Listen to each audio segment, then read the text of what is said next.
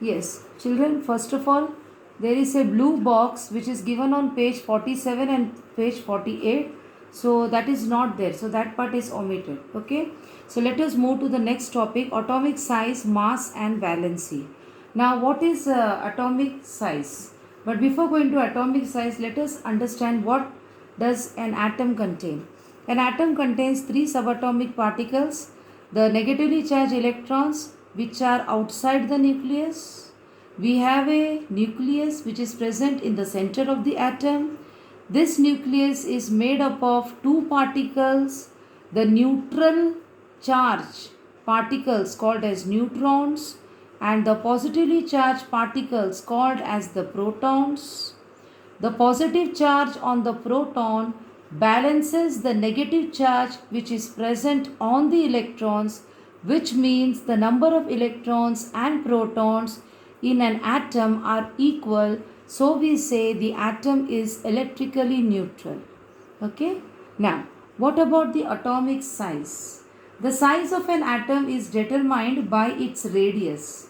The atomic radius of an isolated atom is the distance between the nucleus of the atom and its outermost orbit.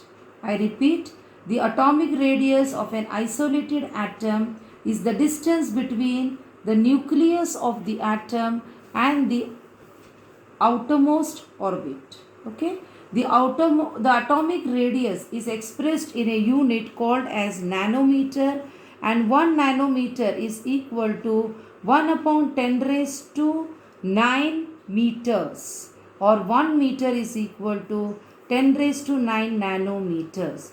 Example, hydrogen atom, the size is 10 raised to minus 10 meter. Water molecule, the size is 10 raised to minus 9 meters, and hemoglobin molecule, the size is 10 raised to minus 8 meters. As I told you, the number of electrons are always equal to the number of protons in an atom, and the number of electrons or the number of protons which are present in the atom gives rise to a quantity called as atomic number. Now, moving to the next one is atomic mass. How do we find the atomic mass of an atom? To find the atomic mass of the atom, we require the two subatomic particles, neutrons and protons. Neutrons and protons together, collectively they are called as nucleons. I repeat, neutrons and protons collectively or together they are called as nucleons. And the mass of the nucleons is the mass of the neutrons plus the mass of the protons, which is nothing but the mass of the nucleons. And this union of the number of neutrons and the number of protons is called as a quantity, which is the atomic mass. To understand this, let us consider the example of chlorine atom. We generally write the atomic number down and we write the atomic mass number up, the superscript and the subscript. So the number of electrons are going to be 17. The number of protons are also going to be 17. Then what is the number of neutrons? How we will find? Here children, the atomic mass number is given to us as 35. So 35 minus 17 will give you 18.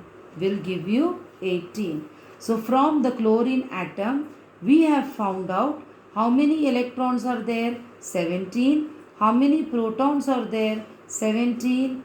And how many neutrons are there? The total mass number minus the number of electrons or protons, that is the atomic number, that will give you 18.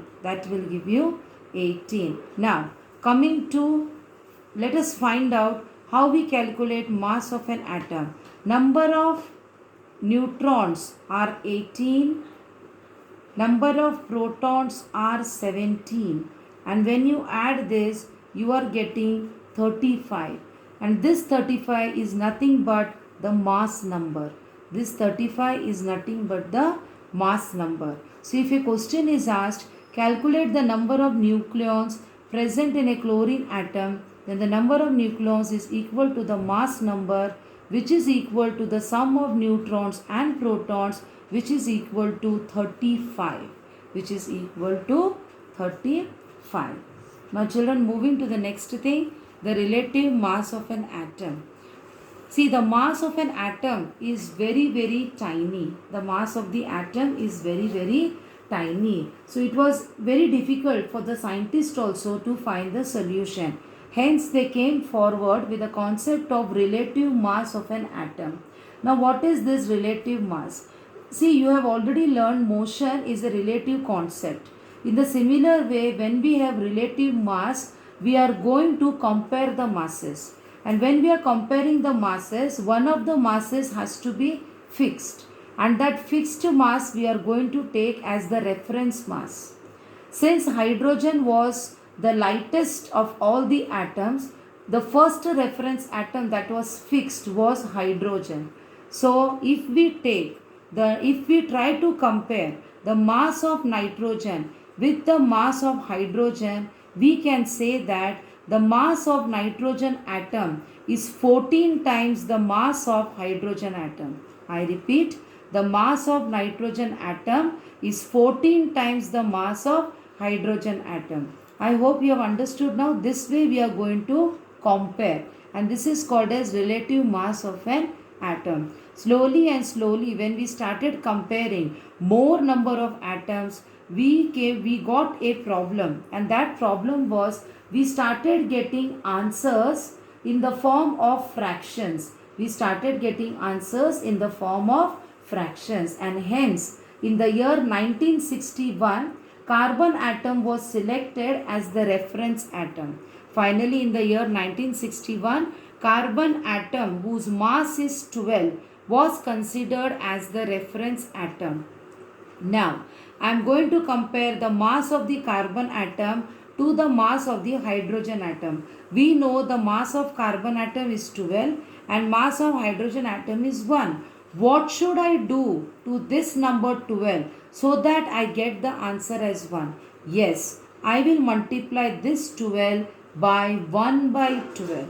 I will multiply this 12 with 1 by 12. So gradually what will happen? 12 and 12 will cancel.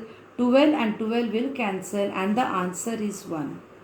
So how will you compare the mass of carbon atom to the mass of hydrogen atom? I can say 1/12 part of carbon atom is equal to the mass of the hydrogen. 1/12 part of the carbon atom is same as the mass of the hydrogen. I hope this is clear. Okay, now children, one more thing is there on page number 49. You can see there is a chart which is given. There some of the masses are given and some of the masses are not given.